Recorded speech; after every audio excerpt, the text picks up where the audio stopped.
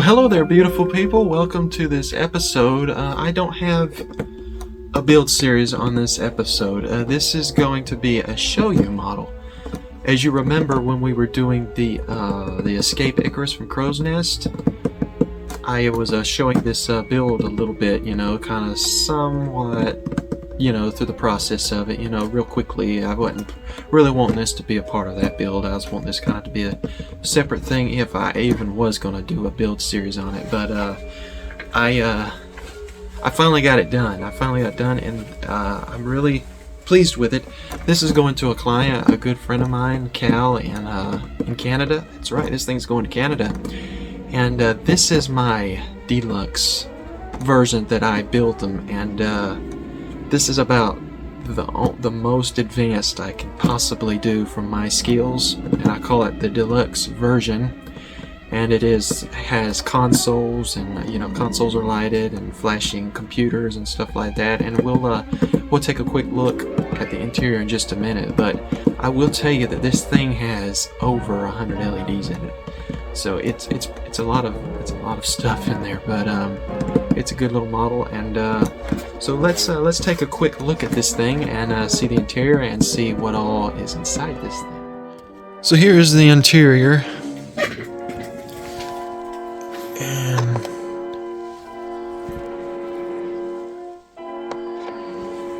all the figures, including what's in the tubes, and of course Dr. Smith and the robot, are from Green Strawberry, a great little company. So most all the consoles that are able to be lighted are lighted thanks to the product I used, which was Paragraphics Jupiter 2 enhancement photo etching. I mean, it's almost impossible to do any kind of real console lighting without it.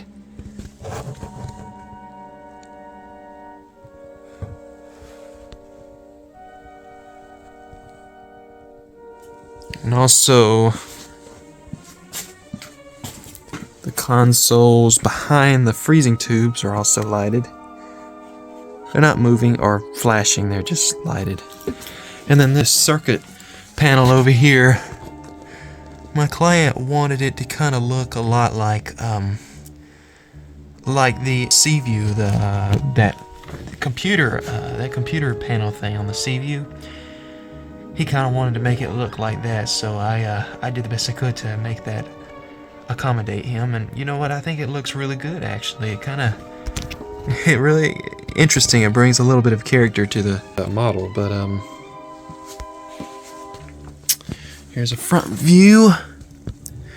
What I did was I replaced the original donut shape. Let me see. I don't think I have it anymore. I think I ended up dumping it.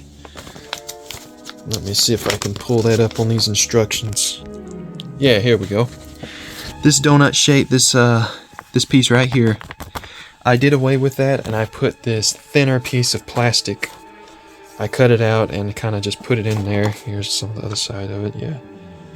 And the reason I did that was just so, as you can see, it's thin, and this thing is thick. It's probably about that thick. But, with something like this, that much thickness can make all the difference in the world to make these two halves not come together properly. And I wouldn't say it makes the top hole go all the way down to make that perfect fit between the two holes, but it does help significantly.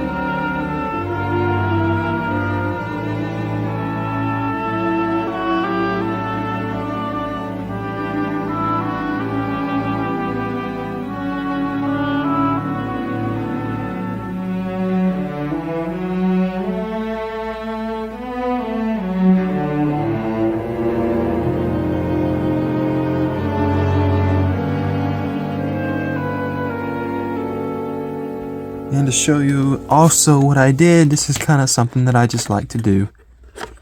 Is I have swiveling seats. I know it didn't do it, I don't think, in the series, but I don't think it did.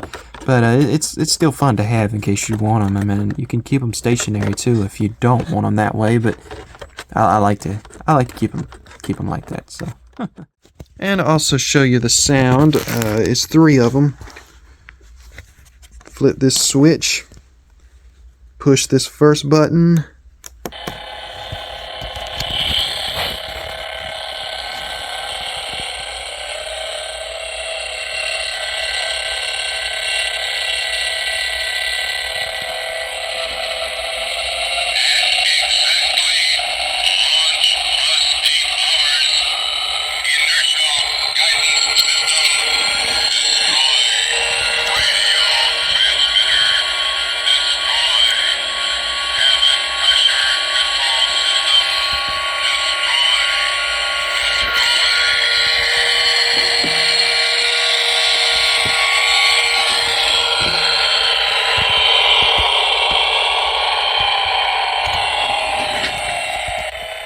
And then it just starts over again, and then you press this button down here. It's just Jupiter in flight. Continue does that, and you press that 3rd button, and it goes through the whole thing over again of the first sound, except the robot is eliminated. So you get 3 sounds. And let me turn it off. You just flip that switch and you turn it off. So that's pretty much how that works. It's very cool how Stan at Starling did that. Let's see. This is let's see. You flip this switch right here to turn on the fusion core. And the dome is also in sync as well.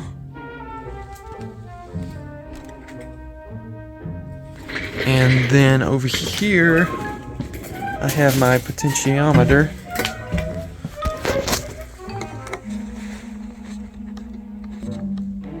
Turn it clockwise, and it gets slower. Turn it counterclockwise, and it gets faster. Once again, slower clockwise, faster counterclockwise. And my client also wanted these landing gear lighting. He wanted those in a cool white instead of the traditional warm white, so I accommodated him on that as well. There are also some LEDs inside that window right there, which you probably can't really tell or see, but it's in there. Oh, it's in there. And this switch right here that powers the interior LEDs, both console and illumination, you press that switch and it turns off, press it, and it turns back on. So we're like this, it's off, press it again, it's back on. And for LEDs, for those 3 computers, on each one of these, let's see, I think I used 4 fast flashing LED chips in there, and just they just flash sporadically, kind of just, different times. And then over here, I think I've got 1, 2, 3, 4, 5. I have 5 blue chip fast normal flashing LEDs, and then I think I've got 3 red LEDs for those, so it's just kind of giving that interesting little effect there. And that Cyclops on that screen right there is that's from Paragraphics as well. You can get other different kind of screens too, but that Cyclops seems to be the most popular. So I usually go with that one unless otherwise requested. And for the lighting, I used, for the fusion core and the top dome, I used Control's fusion core sequencer that he has, of course, with the top dome with it. You can get it without it if you want it. And, of course, the sound is from Starling Technologies, and the interior lighting, console, and illumination is from Evan Design. I just kind of did my own little lighting kit. I didn't, this is not a lighting kit that you can actually buy, but it is a, it's a little something that I kind of put together. Yeah, Evan Design is a great lighting company that I use, that I get most all of my lighting from if they're not lighting kits from companies. So a great place. They got all kinds of selections of different cool lighting effects and just all kinds of stuff. Okay, I hope you enjoyed the little video I had for you. It's a great little build, and it's got a long way to travel. So I better get this thing packed up and get it ready to go and get it to its forever home. I appreciate you watching. I really do appreciate your support, and I appreciate you coming on and being a part of this with me. This modeling journey, as it is very fun, and you being there watching with me kind of makes it a whole lot better and a whole lot more enjoyable. So I really do thank you. And okay, folks, I'm gonna let y'all go, and I really do appreciate you watching, and thank you so much. And never stop modeling. Okay, I would tell you that we need to